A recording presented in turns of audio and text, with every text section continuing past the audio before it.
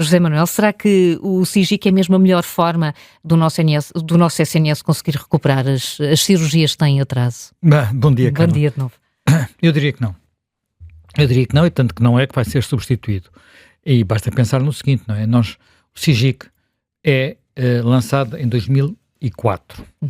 Estamos em 2025. O mundo mudou. Governo de Durão Barroso, foi há muito tempo. Governo de Durão Barroso, enfim, pega num sistema que já vinha do governo de António Guterres. Aliás, estivemos aqui na Jorge há bocadinho a falar sobre isso. Pronto. Então é um sistema que está baseado em maneiras de funcionar que já não são as nossas.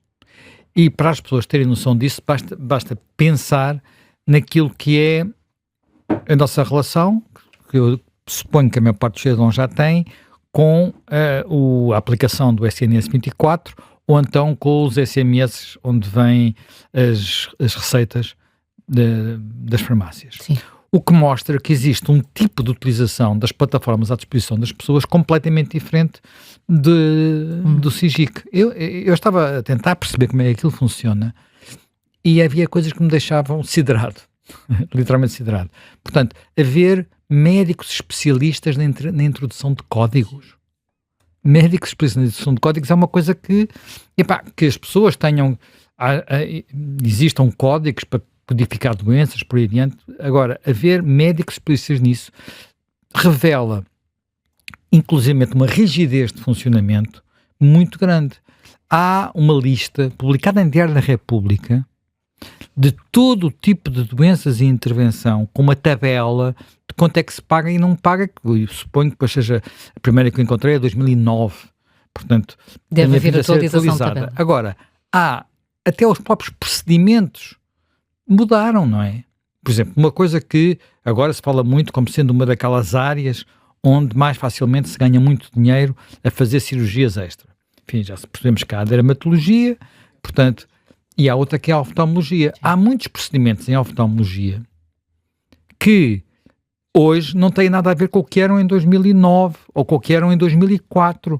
Quer dizer, há coisas que se fazem hoje... para já não falar, há muitas intervenções cirúrgicas que antes implicavam, como se costuma dizer, barriga aberta, só para usar assim o exagero, e hoje se fazem por laparoscopia, portanto, de uma forma laparoscopia, fazer através de um pequeno buraquinho, chega-se lá, faz aquilo e resolve-se o problema. Com 3 buraquinhos, uma sonda e 2. Os buraquinhos ainda se pode pensar, bem, é um buraquinho, se calhar é melhor, mas quer dizer, na dermatologia, aquilo que acontece muitas vezes é simplesmente um laser. A tirar sinais. Portanto, pode perguntar-se se faz sentido que seja sim, tão... Há coisas que se transformaram-se completamente. E ter sistemas baseados em listas publicadas no Diário da República faz-me confusão. Devo dizer que faz-me confusão. E depois há outra coisa, que é assim, nós olhamos para alguns indicadores e ficamos naturalmente a interrogar-nos sobre como é que isto funciona. Vou-te dar alguns só para se ter ideia deles. Primeiro, quanto é que gastamos no Serviço Nacional de Saúde? Nós passamos de um gasto no Serviço Nacional de Saúde de 8,6 mil milhões de euros em 2010 para mais de 15 mil milhões de euros. É praticamente o dobro. Em 15 anos. Estamos a gastar o dobro. Mesmo descontando aqui a inflação, naturalmente, para isto ficar um bocadinho menos dobro, digamos assim, há aqui uma alteração muito grande. E agora, digamos, nós queixamos hoje mais ou menos do que nos queixávamos do SNS em 2010. Quer dizer, aparentemente queixamos-nos mais, não é? Mas ao mesmo tempo temos noção que há problemas que são como que eternos. Quer dizer, só o facto de termos este sistema a funcionar há 21 anos, desde 2004, é um sinal que em 21 anos não resolvemos um problema chamado listas de espera de cirurgia, porque é isto que estamos a falar.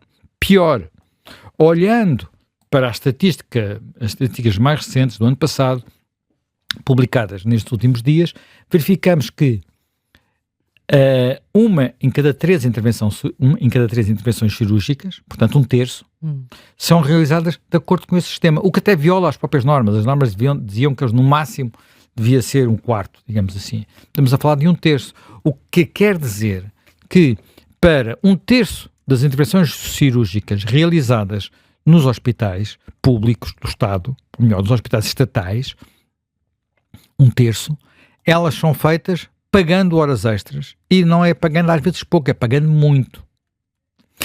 Porquê que isto acontece? Porque há um conjunto de incentivos perversos. Portanto, em vez de encontrar mecanismos de gestão que permitam dar às pessoas prémios de desempenho pelo seu desempenho global, encontramos mecanismos que dão na prática prémios aos médicos e aos enfermeiros e enfim, uma quantidade, e eventualmente até a outros auxiliares, dão-lhes um prémio por fazerem pouco na hora de serviço e muito fora das horas de serviço. Isto é completamente perverso. Criando para mais evidentes, digamos, iniquidades. Quer dizer, há dois profissionais que trabalham ao lado um do outro, e há um que, ou pela especialidade que tem, em que é possível fazer 50 operações numa tarde. Eu não sei se 50 é o número certo, mas muitas. E outro, pela especialidade que tem, que porventura até é mais diferenciada, só consegue fazer uma se conseguir, não é? Portanto, isto cria uma enorme iniquidade, portanto, faz com que, inclusivamente, haja, porventura, desvio de talentos para áreas que têm um prémio monetário que não se justifica até do ponto de vista da saúde da população e por aí adiante.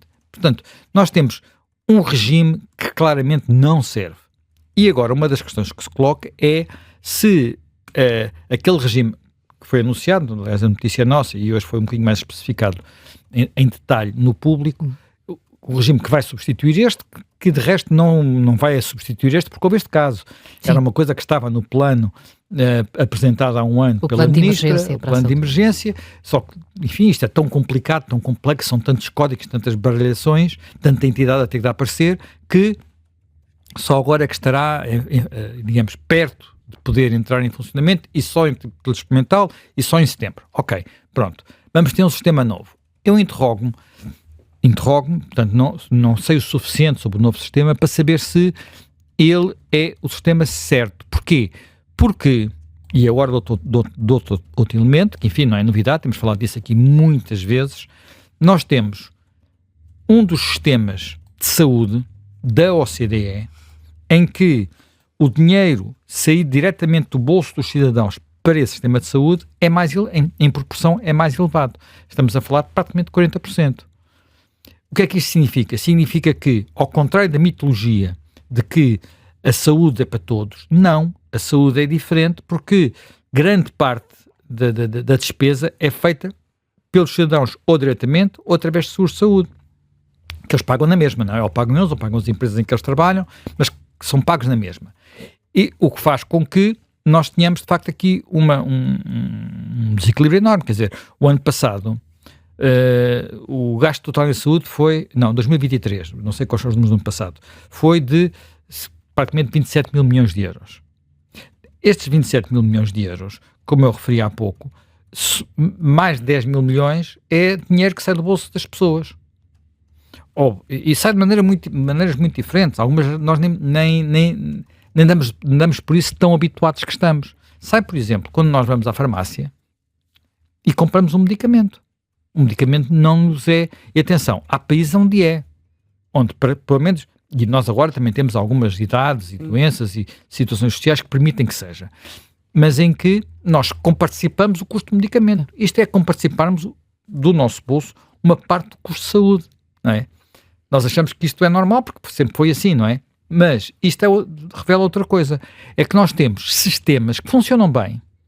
Podemos agora discutir a proporção do que nós pagamos e do que paga o Estado. Mas é um sistema que globalmente funciona bem na forma da prescrição e da forma como essa prescrição, seja feita onde for, entra no sistema, é comparticipada. Nós temos, como eu disse há pouco, uma aplicação ou um SMS que nos chega a dizer já não precisamos de ir marcar uma consulta, vamos à aplicação e dizemos, se tivermos prescrição daquelas, como muitos portugueses têm, não é?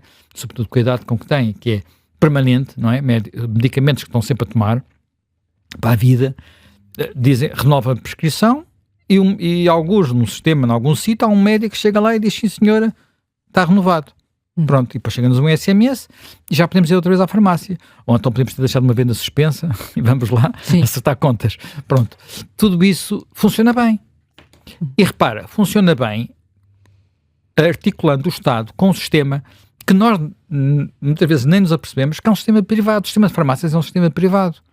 Portanto, não é 100% privado, porque também há as farmácias hospitalares e há uma parte pública. Mas o grosso deste sistema é um sistema privado. E tudo funciona e pronto, está perto das pessoas. Por exemplo, quando chegou a altura de incorporar, de usar esta rede para dar vacinas, começou a funcionar melhor. Quer dizer, nós hoje, o sistema que permite dar vacinas da gripe às pessoas com mais, penso que é 65 anos, ou 60 anos, já não sei, com muita agilidade, não é montar a operação logística complicada como montou o Almirante, não é? Não precisamos de ir para pavilhões.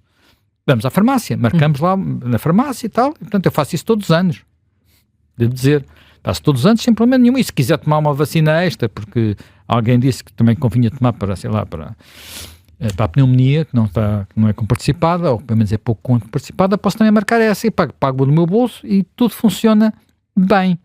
Portanto, e temos outro sistema, e aqui deixa-me chamar a atenção para isto, temos um outro sistema que também é público-privado na prática, que é o sistema dos auxiliares de diagnóstico, em que temos redes de laboratórios e de imagiologia, portanto, alguns deles muito pesados, mas que depois também são comparticipados e nós vamos onde dá mais jeito, onde é mais rápido fazê-lo, com uma comparticipação nossa ou não, portanto, varia. E que tem uma enorme vantagem em relação a, por exemplo, como às vezes se discute, se devemos ou não montar estes sistemas por exemplo, nos centros de saúde. Imagina que os centros de saúde vão começar a fazer análises clínicas. Há quem diga que isso é muito importante para tirar, e eu compreendo a lógica, que é, eu tenho as análises clínicas no centro de saúde, portanto, se tiver uma urgência que precisa de uma análise clínica, coisa que eu, enfim, lembro quando tinha filhos pequenos, era muito frequente eu ir a uma urgência, que havia na altura, agora já não existem, umas coisas chamadas SAP, que eram um serviço de atendimento permanente, e depois a parte das vezes acabava na urgência hospitalar, porque era preciso uma radiografia ou uma análise dos meus miúdos. Já foi há muitos anos. E agora não mudou muito, e por isso é que muitas pessoas vão logo para o hospital, porque sabem que se forem à urgência do centro de saúde, depois falta qualquer coisa que os obriga a ir ao hospital. Ora bem, há quem diga, bem, então a solução é eu ter esta infraestrutura no centro de saúde. E o que é que vai acontecer a seguir? O que vai acontecer a seguir é, para instalar a infraestrutura precisa de um concurso público. Quando houver uma avaria, precisa de um concurso público. Quando de repente aquilo fica desatualizado e apodrece. E há alturas em que nem sequer é desencaixotado, porque há também houve casos desses, não é? Em hospitais, grandes hospitais do Estado, em que às vezes o material nem era desencaixotado. E, portanto, se eu tiver alguém que é pago pelo serviço... Tens de criar uma estrutura tendo em conta os horários, não é? Porque isso seria para funcionar, imaginemos, 24 horas. Sim, claro, depois tens de ter os funcionários todos para isso, funcionários não é? E 7 dias por semana, 24 horas por dia. 7 dias por semana não se faz com menos de 6 funcionários, não é? Pois. Porque há horários, há folgas, há e depois tudo há outra coisa que é assim, que não me faz muita impressão, que é, eu quando tenho auxiliares de diagnóstico, porque é que não ando com eles? Quer dizer, as pessoas podem andar, não é? Levam com elas, antigamente andavam, já vi muitas vezes chegaram umas pastinhas com aquelas coisas todas, mas porque é que isso também não está na aplicação? Porque é que não está disponibilizado, não é? A aplicação é minha, não é? Não estou a violar o segredo de médico, a não ser o meu próprio, mostro ao médico.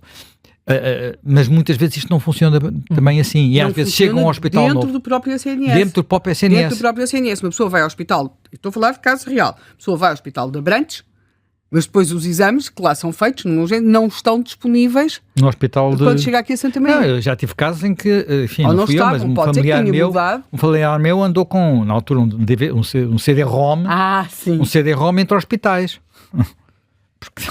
Sim. Quer dizer, bem, estas questões parecem questões menores, mas o que é que está por trás disto? Está a assumir que o sistema pode ser mais eficiente, mais amigável dos cidadãos, se nós conseguirmos que a fluidez entre aquilo que é a infraestrutura estatal e a infraestrutura associativa, corporativa, privada, seja quase transparente.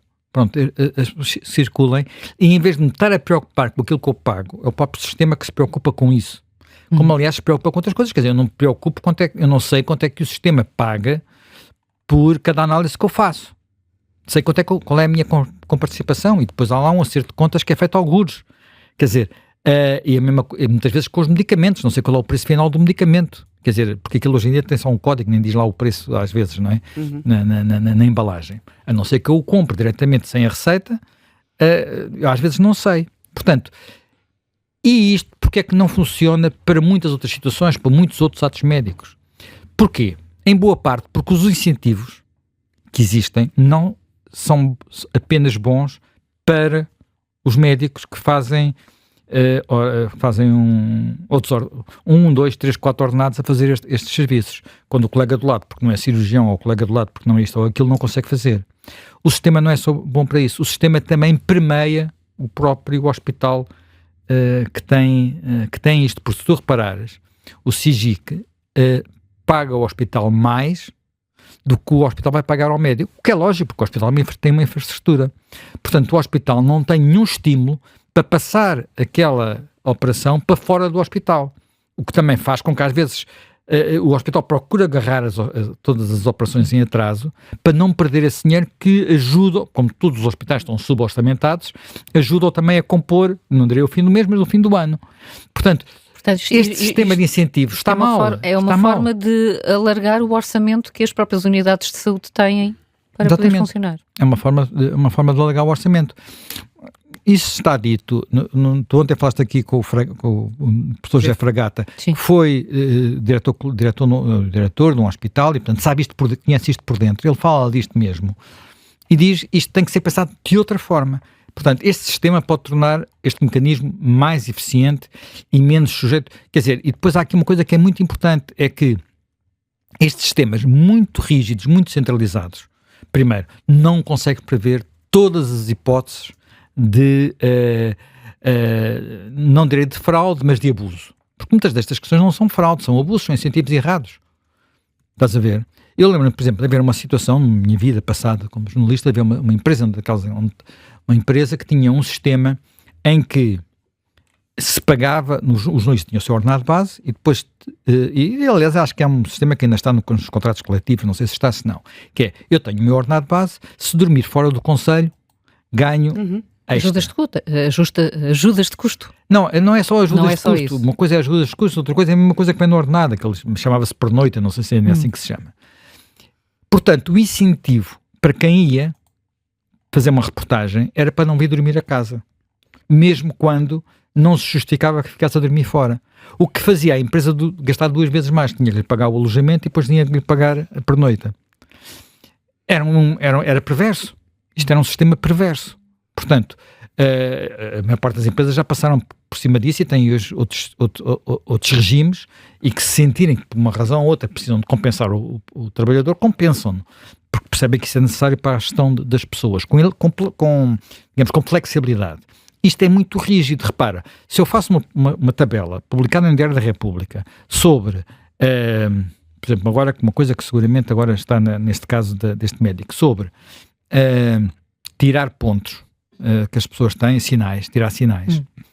Se no intervalo que vai de 2009 a 2025 passaram 16 anos e a tecnologia de tirar sinais de certeza que evoluiu, portanto, se eu antes precisava de não sei quanto tempo para tirar um sinal e agora preciso de uma fração desse tempo e consigo tirar não sei quantos, se antes aquilo era considerado um ato cirúrgico e entretanto deixou de ser, há uns países em que é, outros países em que não é, tenho que estar sempre a mexer no Diário da República, no limite. Não é assim que se gera com eficiência. Isto só cria rigidez e muitas vezes ineficiências. Eu giro com mais eficiência se gerir por resultados.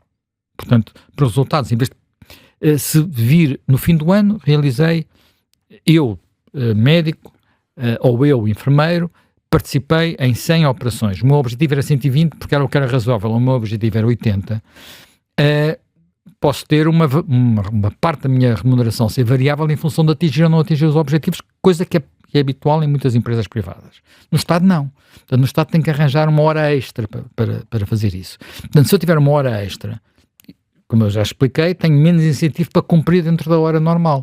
porque onde vou ganhar é na hora extra, em vez de ter uma coisa que é razoável e que é atualizada todos os anos. Só que isto, a própria rigidez da contratação pública dos funcionários, não torna isto muito difícil. Como é que eu faço isto se o que ganha um médico é negociado com um sindicato único e é igual para todos os hospitais e para todos os centros de saúde do país, com as suas N variações? Não consigo, não é? Portanto, eu estou a estimular a fuga, porque, ao contrário do que diz o presidente do sindicato dos médicos da FNAM, isto não se resolve aumentando os médicos, porque eu não consigo aumentar os médicos para 50 mil euros ao fim de semana.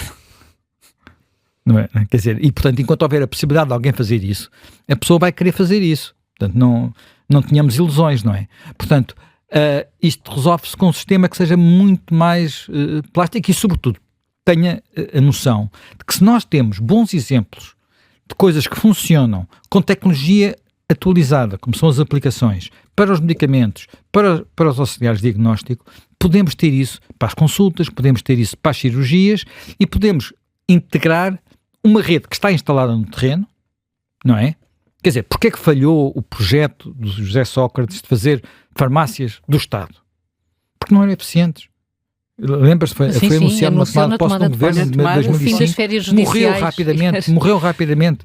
Na altura havia uma guerra. Salvo seja, ainda no Hospital de Santa Maria ainda lá está aquela coisa mastodóntica, foi um buraco extraordinário e como tantas outras coisas acabou, quer dizer, sendo que é preciso que se perceba, os hospitais têm de ter farmácias, portanto não estamos a falar da mesma coisa. Nós estamos a falar de farmácia hospitalar, que é outra coisa, não é? A farmácia hospitalar é uma área fundamental e há medicamentos que não circulam sequer fora dos hospitais. Essa é, aliás, uma discussão que existe, mas que faz sentido. Por exemplo, calcula-se, estima-se, não é? É óbvio que no IPO existem medicamentos e composições que são muitas vezes quase que medicamentos à medida. Isso não tem nada a ver. O que José Sócrates queria eram umas farmácias, como as outras, não é?